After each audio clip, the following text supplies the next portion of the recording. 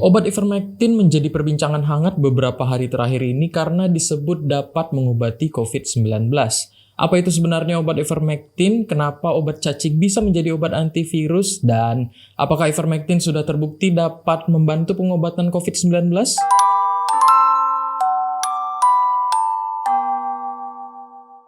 Ivermectin adalah obat antiparasitik yang bisa digunakan untuk melawan berbagai jenis infeksi parasit. Obat ini bekerja dengan cara mengganggu sistem saraf dan otot dari cacing dan serangga, hingga akhirnya membunuh parasit tersebut.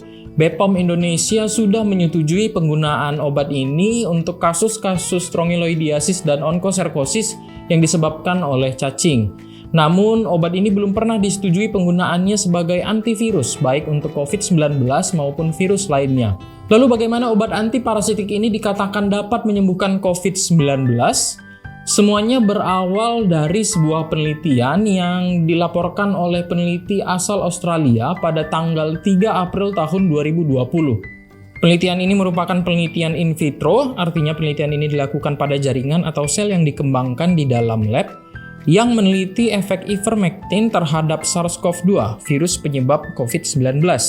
Hasil penelitian ini menunjukkan bahwa pemberian ivermectin dapat menurunkan jumlah virus SARS-CoV-2 dalam waktu 2 hari. Penelitian ini kemudian dijadikan dasar uji klinis obat ivermectin terhadap COVID-19. Sebelum pandemi COVID-19 berlangsung, obat ivermectin ternyata sudah diteliti memiliki efek antivirus terhadap beberapa jenis virus lainnya, seperti virus Zika, virus Dengue, virus Chikungunya, virus influenza, dan virus lainnya secara in vitro di dalam lab. Namun obat ini belum pernah disetujui penggunaannya sebagai antivirus pada manusia, meskipun saat ini muncul dorongan untuk segera menggunakan obat ini sebagai pengobatan COVID-19 karena potensinya dan harganya yang tergolong murah. Lalu bagaimana tanggapan otoritas kesehatan mengenai hal ini? WHO mengatakan bahwa hasil uji klinis yang ada saat ini belum cukup untuk dapat menyimpulkan penggunaan ivermectin terhadap COVID-19.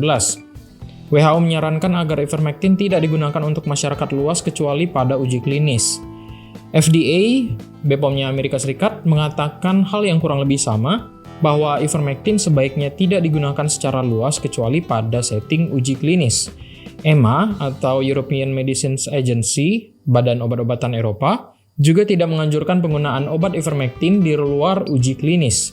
BPOM Indonesia pada tanggal 22 Juni 2021 lalu mengeluarkan pernyataan bahwa ivermectin di Indonesia hanya disetujui untuk mengobati strongyloidiasis dan onkoserkosis, sedangkan belum ada data yang cukup terkait efek ivermectin terhadap COVID-19. Keempat otoritas obat-obatan ini kurang lebih menyatakan hal yang sama, bahwa belum ada bukti yang cukup untuk dapat mengatakan ivermectin bisa digunakan sebagai pengobatan COVID-19. Tapi apa maksudnya bukti yang belum cukup? Kenapa masih banyak dokter yang tetap meresepkan obat ivermectin sebagai pengobatan COVID-19? Karena penasaran, Dr. Ren mencoba melakukan pencarian ilmiah terstruktur untuk menemukan bukti-bukti terkait efek ivermectin terhadap COVID-19.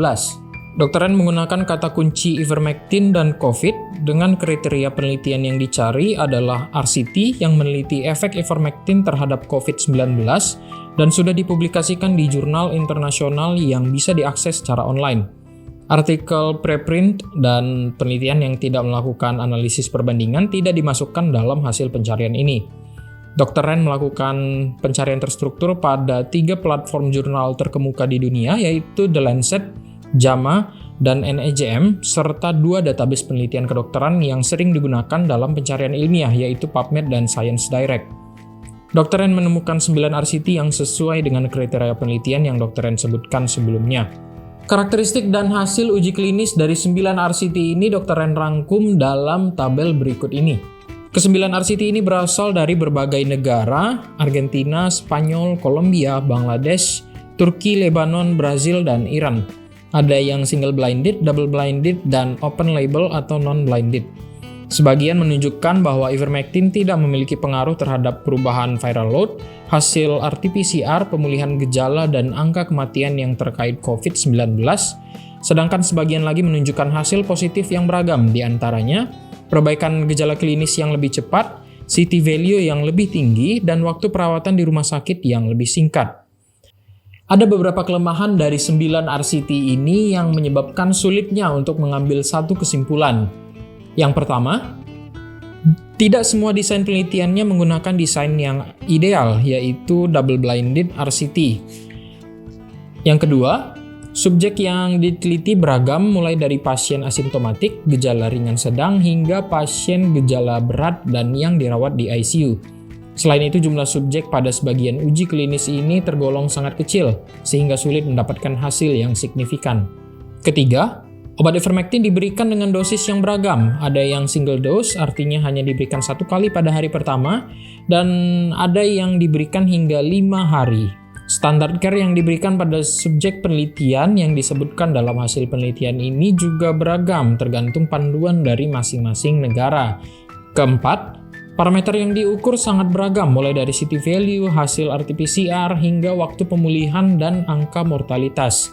Perlu kalian ketahui bahwa untuk obat terhadap infeksi, parameter yang biasa diukur adalah waktu pemulihan, waktu perawatan di rumah sakit, angka morbiditas, dan angka mortalitas. Kelima, hasil uji klinis yang beragam pada satu parameter. Misalnya pada penelitian oleh Lopez Medina et al. Di Kolombia, melaporkan tidak adanya perbedaan waktu perbaikan gejala yang bermakna antara kelompok intervensi dan kelompok kontrol. Sedangkan penelitian oleh Mahmud et al. Di Bangladesh melaporkan waktu perbaikan gejala yang lebih baik pada kelompok yang diberikan ivermectin dan doxycycline yang signifikan secara statistik dengan nilai P di bawah 0,05. Kelima kelemahan ini akhirnya berujung pada kesimpulan bahwa belum ada cukup bukti yang bisa memastikan efek ivermectin terhadap pengobatan COVID-19. Tentunya hasil ini tidak bisa dibandingkan dengan kajian sistematik dan komprehensif yang biasa dilakukan oleh otoritas seperti WHO, FDA, dan BPOM Indonesia. Hasil ini hanya sekedar gambaran dari bukti-bukti ilmiah terkait ivermectin yang tersedia saat ini. Jadi apakah ivermectin bisa membantu penyembuhan COVID-19? Potensinya ada, tapi belum ada cukup bukti. Kita perlu lebih bersabar lagi untuk menunggu hasil penelitian yang lebih well-designed dan mencakup subjek dengan jumlah yang lebih besar lagi. Sementara ini, dokter Ren sarankan agar kita tidak sembarangan mengkonsumsi obat ivermectin ini tanpa anjuran dari dokter sampai ada hasil uji klinis lain yang lebih pasti. Sumber-sumber yang dokter Ren gunakan dalam video ini bisa kalian akses langsung di link melalui kolom deskripsi. Semoga video ini bisa membantu, tetap jaga protokol kesehatan dan jangan lupa subscribe.